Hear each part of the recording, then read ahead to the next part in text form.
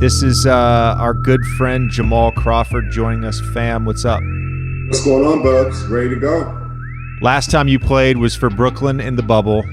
I know you've been hooping because you're going to get buckets till you're about 75.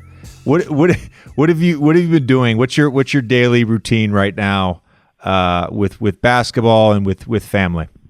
Yeah, well, it starts with remote schooling.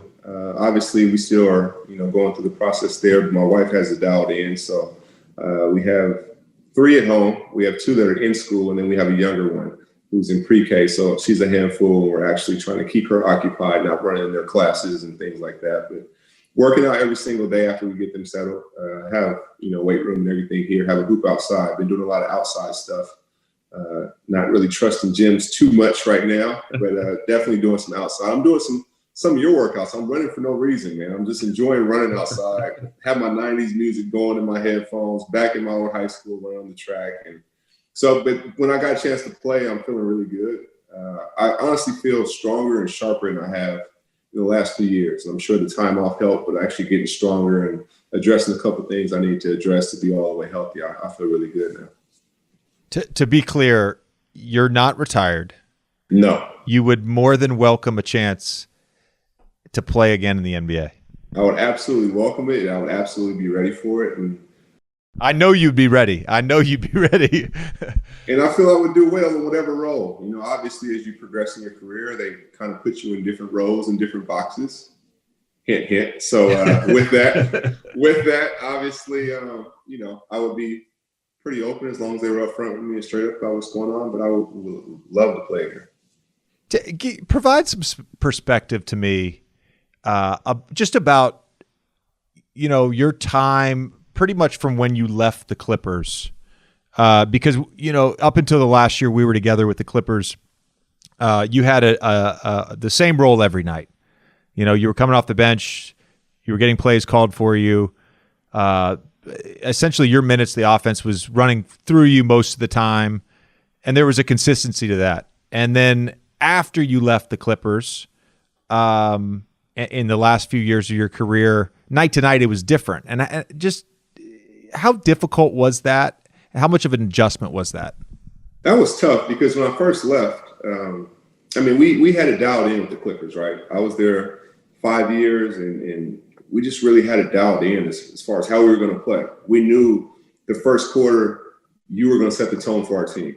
You may have 8 to 10 in the first quarter. We knew the latter part of the first quarter is going to be more Chris and Blake. And I may get a shot here just to kind of get in the game. I knew that the beginning of the second quarter was going to kind of be my time. We just all had it dialed in. The same thing by the fourth quarter, with everybody be rolling and have a rhythm. When I left, I went to Minnesota, and Tibbs, God bless him, he really believes in his starters, and he always has. And our bench didn't play much, and I think we were one of the most unused benches in the last 2 decades or something crazy. So that was different.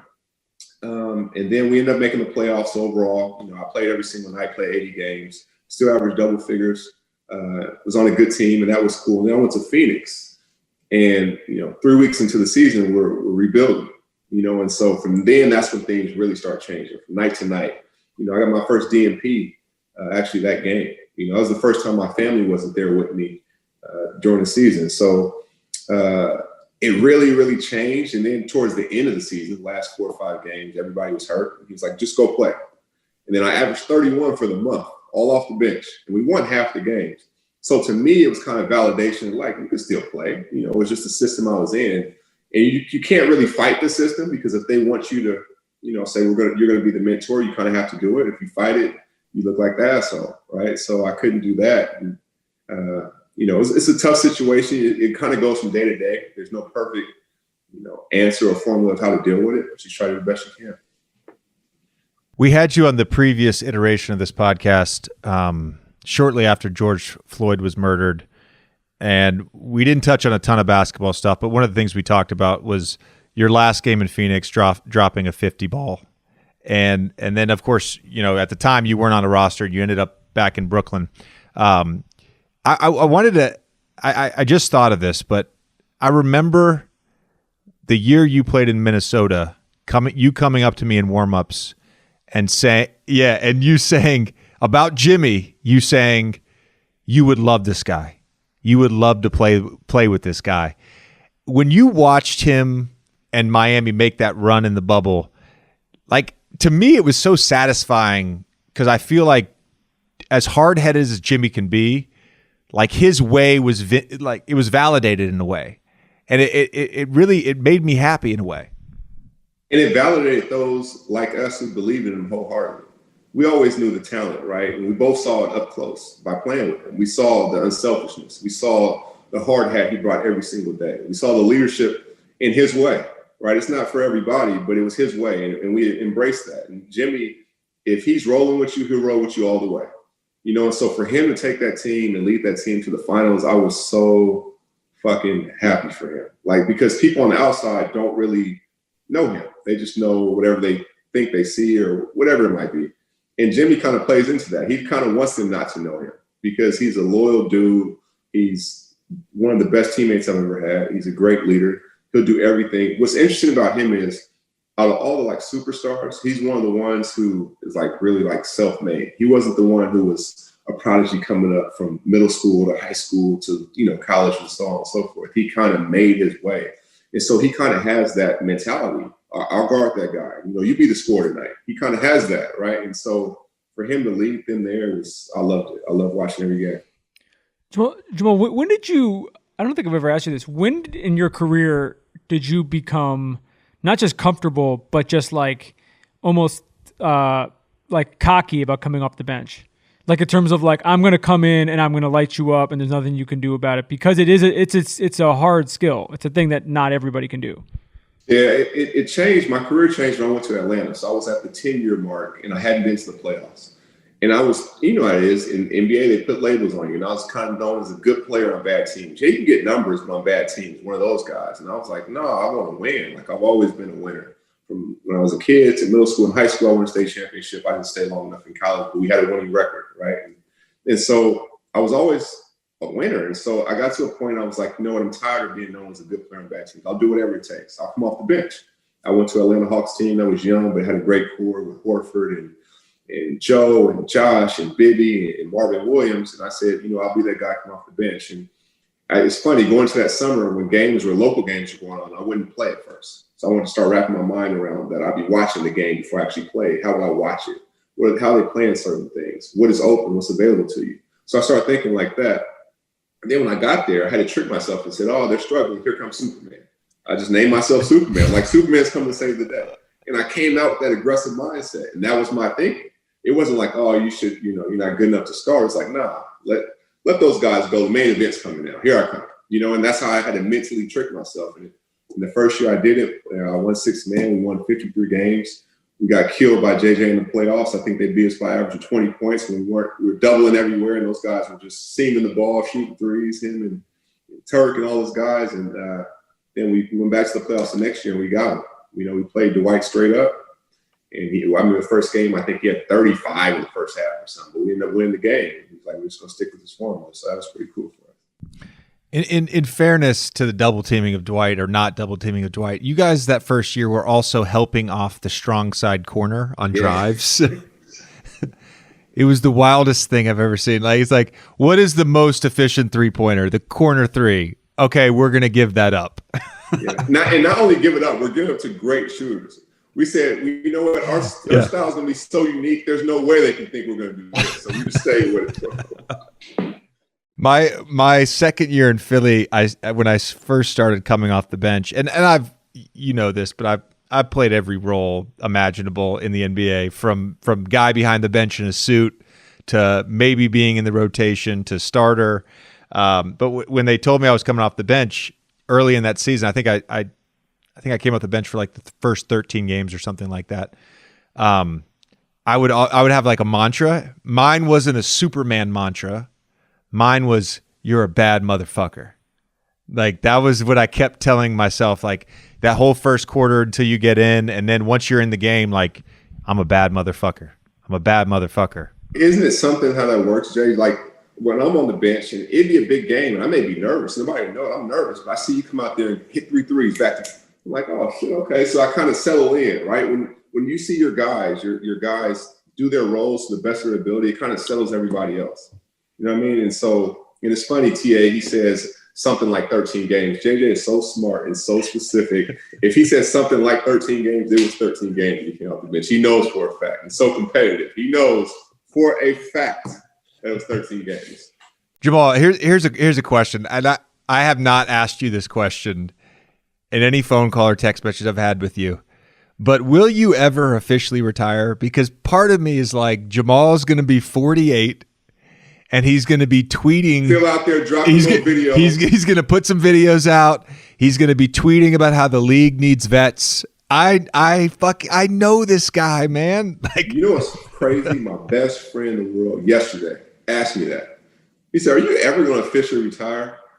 And I said, "You know what? I'm just going to fade out. I'm just going to fade to black. That's how you'll know. When you see me fade out, that's when you'll know it's official." But you won't know the general way, like, oh, I'm retiring type way. It's just going to be a smooth fade out. Jamal, I have another question for you. If COVID aside, take COVID out of it.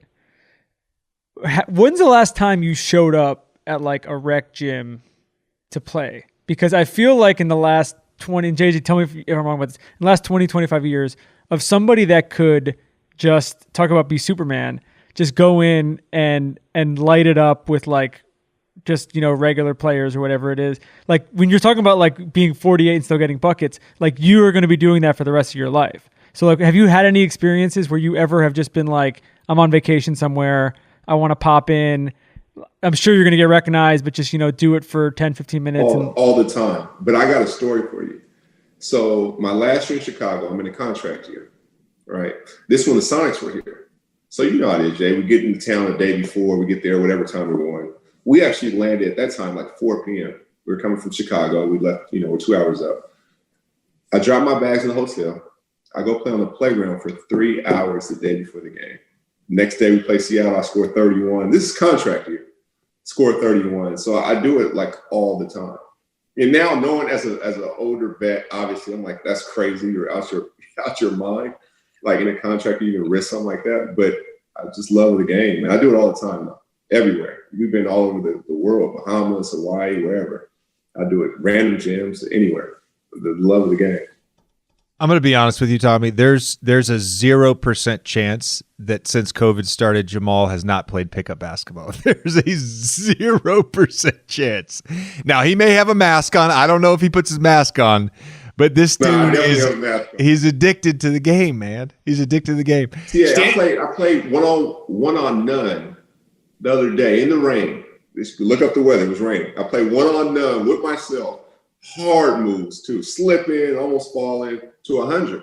And how I did it was every shot I missed, the opponent, whoever it was, got the shot. So if I shot a 3 and missed it, they got 3. Went to 100. I stopped after 25 for quarters, got a little break, and went back at it to 100. Who won?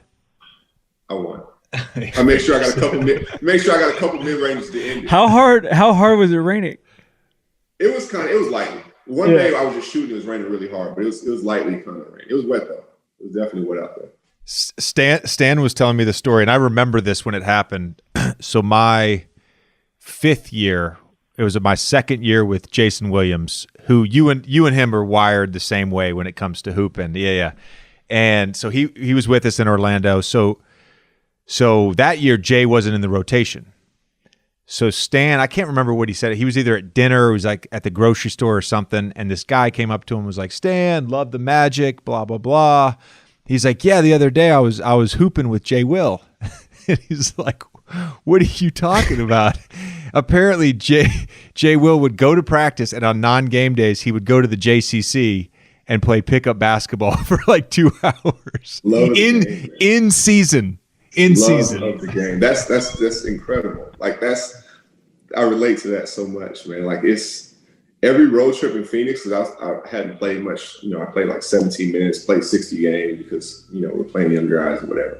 And every road trip, I would get the video coordinators. I didn't care who it was. And we were gonna play some ball on the visiting floor at the local college, whatever it was. I love it. Fam, appreciate the time as always. Appreciate you guys, man. Yeah. Always.